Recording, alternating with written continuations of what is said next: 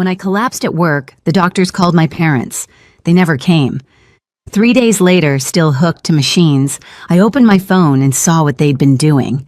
Instead, my sister's smiling face tagged me under a photo, "Family Day without the drama." The caption burned more than the IV in my arm. I didn't text. I didn't cry. I just watched the likes climb, wondering when family stopped meaning love and started meaning performance. Then 4 days later, 74 missed calls appeared on my screen, and one message from Dad, "We need you." That's when everything changed, just not the way they expected. I used to believe exhaustion was just part of being dependable. At Green Tech, deadlines were tight projects, endless, and somehow I was always the one who stayed late, the one who made things happen. My coworkers said I had the kind of discipline that scared them. They didn't know it wasn't drive, it was survival. Because every hour I worked wasn't just for me. It was for the people waiting at home to be rescued again. My dad, Robert, had been out of work since the housing crash. He called it temporary, but 7 years felt permanent. My mom, Elena, said he just needed time, but what he really needed was someone else's paycheck. Mine. My sister Marissa, our family's influencer, was always launching something new. A wellness brand, a podcast, a candle line. Each failed faster than the last. My support often came through quick transfers labeled help or just this month. And Peyton, the youngest, still in design school, liked to play the peacekeeper. She never argued, she just borrowed quietly and forgot loudly. From the outside, we looked perfect. A smiling family in holiday photos, all matching sweaters and fake laughter. Online, Marissa called us the Miller's proof that love is everything. She posted that right after I'd paid Mom's car insurance and covered the mortgage's late fee. Love apparently had a balance due. Grandpa Joe was the only one who ever saw through it. He'd been a law firm accountant for 40 years and could read people like spreadsheets. "You can't audit love," he once told me, "but you'll know when the numbers stop adding up." He warned me gently that my parents had started seeing me as the fallback plan. I didn't want to believe him. I was raised to think loyalty fixed everything. So I kept fixing. I paid what I shouldn't, smiled when I shouldn't. The truth is, I was scared to stop, scared that if I ever said no, they'd finally show me what love was really worth. The night before I collapsed, I was still in the office at 10 p.m., staring at blueprints I couldn't even focus on. My chest had been tightening for weeks, my vision fading at the edges. I thought it was stress. It wasn't. But even then, as I packed up my laptop, my phone buzzed with a text from Marissa. "Can you cover my rent? Promise I'll pay you back next month." I typed a reply, then deleted it. Then typed again. Sure.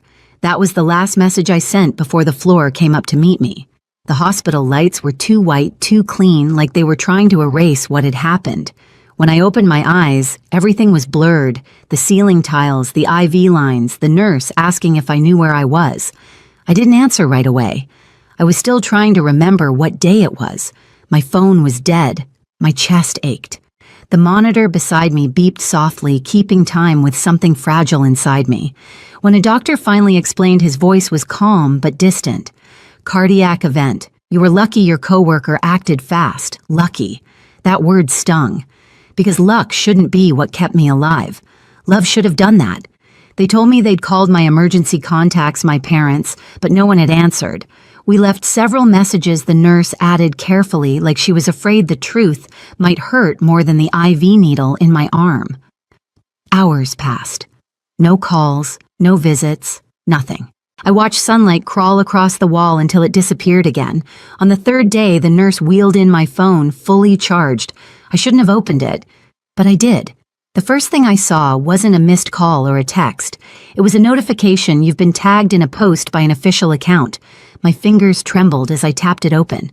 The picture loaded slowly, sunlight, lake water, my family smiling around a picnic table, my mom holding her deviled eggs, my dad beer in hand, Peyton flashing peace signs beside Marissa, whose caption glowed beneath their perfect faces, "Family Day without the drama." For a moment, I couldn't breathe. The beeping from the monitor spiked, matching my pulse. The irony was almost poetic. They had erased me while pretending to celebrate family. I zoomed in on their faces, smiling, relaxed, carefree. No one looked guilty. No one looked like they were missing me. A nurse passed by and asked if I needed anything. I said no. I think I've had enough. I didn't comment, didn't call, didn't even text. I just stared until the phone dimmed, and my reflection looked back at me, pale, tired, but suddenly calm. That kind of calm that doesn't come from peace. It comes from clarity. By the fourth day, I started walking again, slow and unsteady, dragging the IV pole, like a second shadow. The doctor said recovery would take weeks. He didn't know it wouldn't just be my heart that needed healing.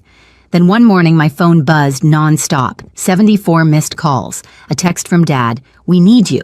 Answer immediately. No, how are you?" No apology, just urgency, command, panic. I read it once, then again. The absurdity almost made me laugh. They ignored me when I needed them most, and now they were demanding I save them. But I didn't call back, not this time. Instead, I scrolled to another contact. Grandpa Joe. My thumb hovered over his name, the only one that still meant safety. When I pressed call, he answered on the second ring. I heard he said quietly, "You don't have to explain." That was the first time in years someone had spoken to me like I mattered. Grandpa Joe showed up 40 minutes later, still wearing his old brown windbreaker and that expression that never gave anything away. He didn't hug me. He never was the hugging type. But he sat down beside my hospital bed like he'd been doing it his whole life. So he said, glancing at the monitor beside me, "They finally broke you, huh?" I smiled barely. "Guess so." He didn't ask for details. He already knew. That was his way, silent surgical understanding. He stayed the entire day talking to my nurse, making sure my insurance covered what it should. When the billing clerk mentioned a few unpaid balances, he didn't flinch. He pulled out his tablet and began typing. "What are you doing?" I asked. "Taking stock," he said. "Before you start cutting cords, you need to know where they all lead.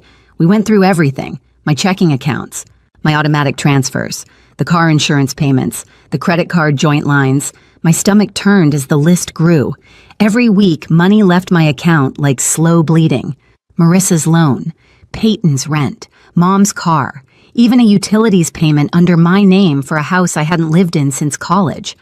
"How did I let this happen?" I whispered. "You thought it was love," he said simply. "They thought it was obligation."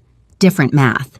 That night, while the machines hummed and the hospital went quiet, Grandpa Joe showed me how to shut them off one by one. Not out of spite, but self-preservation. He drafted a spreadsheet, wrote out every recurring payment, and handed it to me like a map out of hell. Tomorrow, he said, we start with the bank. I didn't sleep much. I kept seeing that photo, their smiles, the sunlight, and hearing the faint beep of the monitor like a countdown. The next morning, I called my bank from the hospital. The clerk recognized my voice. I'd been the reliable one for years. By noon, the auto transfers were gone. Marissa's account canceled. Peyton's rent deposit stopped. Mom's insurance removed. Each click felt like breathing again. By evening, the phone started buzzing. First text from Mom. "We just heard what happened. Why didn't you tell us?" Then Peyton. "Can we talk?" "It's all a misunderstanding." I ignored them all. Grandpa Joe sat beside me, reading the paper, pretending not to watch. "You feel guilty yet?" he asked finally. "Yeah," I admitted. "A little. That'll pass," he said, folding the newspaper. "Guilt's the tax good people pay before freedom." The next day I left the hospital. Grandpa Joe drove me home. My apartment felt smaller than I remembered, like the walls were listening. I silenced my phone, unplugged it, and stared out the window for a long time. Then a vibration. Another message from Dad. "This is serious. Call me now. Everything is falling apart." I almost felt sorry for him. Almost. They'd mistaken my silence for surrender. They didn't know silence was the sound of me taking back control. 2 days later, I was back at Grandpa Joe's place in Portland, a small one-story house that smelled faintly of coffee and old wood. He'd cleared the dining table, spreading out files like a general preparing for war. The afternoon sun slanted across stacks of papers, payment histories, account statements, insurance letters, my financial fingerprints, across years of quiet enabling. "Every story leaves a paper trail," he said. "Yours just happens to be in dollars." He wasn't wrong. By the time we finished, the picture was clear. I hadn't just helped them. I had been financing the illusion of their stability. Without my income, everything they'd built, the image, the comfort, the control, would collapse. And it did. The calls doubled. My voicemail filled with my mother's careful voice, sweet on the surface, sharp underneath. "Ava, honey, we didn't know you were in the hospital. Why didn't you tell us sooner?" Then softer, almost a whisper. "Your father's worried about the mortgage again." Worried, not sorry. Marissa's texts came next, screenshots of her empty account, dramatic crying emojis, and one message that read, "If you don't fix this, I'll lose everything." I stared at it for a long time before replying with a single word, "Good." Then came Peyton's attempt. "I'm not like them," she wrote. "Please don't punish me for their mistakes." I almost laughed. She'd said the same thing when I'd co-signed her lease last year. Grandpa Joe was watching me scroll the corner of his mouth, twitching like he'd seen this movie before. "They're not calling because they care," he said. "They're calling because they're cornered." He was right again. The next morning, a car idled outside my apartment building.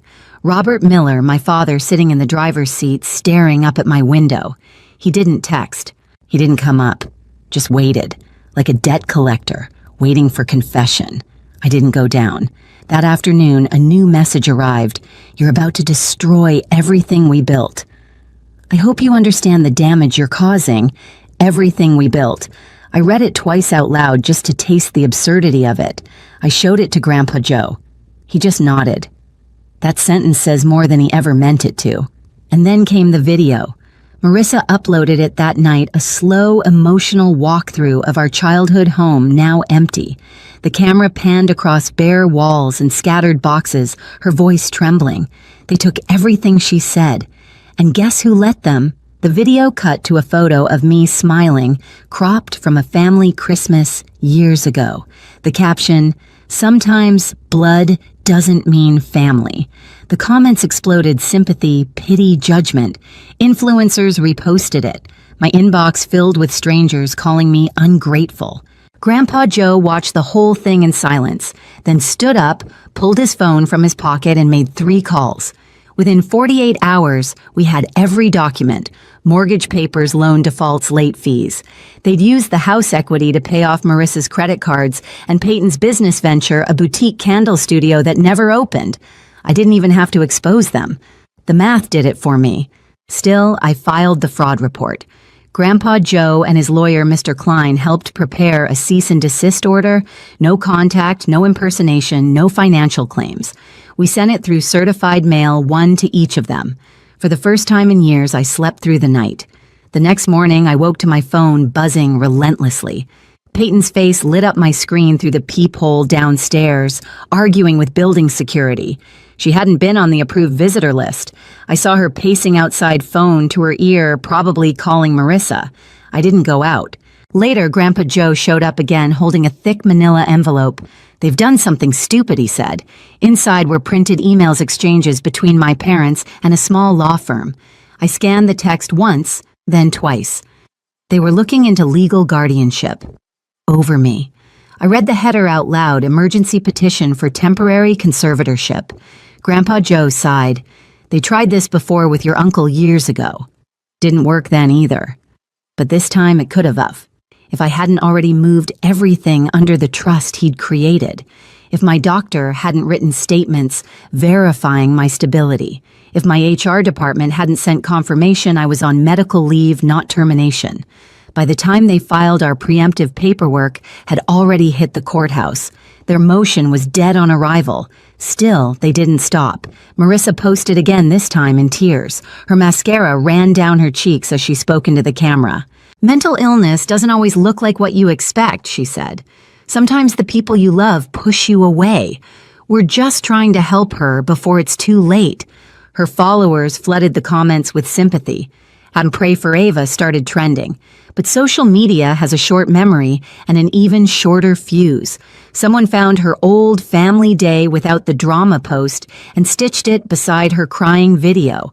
So where was that concern when she was in the hospital? The caption read. The tide turned overnight. Screenshots surfaced Marissa's brand deals, her sponsored posts during the week I was hospitalized, her tweets mocking toxic siblings. Peyton's Etsy page was bombarded with comments. My father's brokerage clients pulled out. Even my mother's Facebook was filled with strangers demanding answers. By Friday, the family's online empire had collapsed faster than their finances. Grandpa Joe handed me his coffee mug. You didn't have to lift a finger, he said. The truth handled itself. That night, a single text arrived from my mother. Please, can we talk? I stared at it for a long time, thumb hovering over the keyboard. Then I locked the screen and set it face down. Across the room, Grandpa Joe was reading. You okay? He asked. Yeah, I said quietly. Just done. But they weren't. The next morning, a courier delivered another envelope. This one wasn't from their lawyer, it was from my father himself. A handwritten will. He'd rewritten it the week after the conservatorship failed. In shaky pen, it read, In the event of my death, all assets go to the remaining family who maintain unity. Ava is disinherited until she reconciles. I couldn't help laughing. It was the same manipulation, just wrapped in formal ink. I showed it to Grandpa Joe. They still think I want something. He smiled faintly. They're not used to someone walking away before the money. That evening, I wrote my final reply not through texts, not online, but through my attorney. It was short, precise, and final. I waive all rights to the estate and request permanent no contact. I signed it, sealed it, and handed it to Grandpa Joe. File it Monday, I said. He nodded. What will you do now? I looked toward the window. Outside, the rain was clearing. I think I'll rest, I said, maybe somewhere quieter. For the first time in years, I meant it. 2 weeks later, the rain finally stopped. Grandpa Joe and I packed what little I cared to keep, one suitcase, my laptop, and a few photos that still felt like mine, and drove east toward Colorado. He said he wanted to see the mountains again before winter. I didn't argue. I just watched the highway blur mile after mile, the world finally quiet. The cabin we rented sat near a ridge lined with pine trees. No noise, no traffic, no family, just silence, clean and honest. I worked remotely for Green Tech, now fewer hours, no pressure. My days started with black coffee and ended with the sound of the wind scraping the roof. Sometimes I'd still get messages, a cousin asking what really happened, a stranger saying they read the posts online. I didn't answer. I didn't need to. Let them believe whatever version made sense to them. My truth didn't need witnesses anymore. Grandpa Joe would sit by the window, newspaper in hand, pretending not to watch me breathe easier. You did it, he said one morning. You broke the cycle. I smiled. It only cost everything. He chuckled softly. That's the discount price. And he was right, because what I gained was worth more than all the apologies, all the inheritances, all the forced family photos combined. For the first time in my life, I wasn't the provider, the fixer, or the daughter who owed everyone. I was just Ava, alive, unowned, and finally free. I used to think silence meant defeat, that walking away was the same as giving up. But now, I know silence can be a choice, a border, a kind of peace that doesn't need anyone's permission. My family still tries to reach out through other people testing if I'll break the quiet. I never do. Some stories don't need new chapters. They just need to end. If you've ever been called selfish for finally putting yourself first, I hope this reminds you, choosing peace isn't betrayal. It's survival. They can keep their posts, their pity, their version of the truth. I'll keep my stillness, my laughter, my life. If you've ever had to walk away from your own blood to heal, share your story below. You're not alone.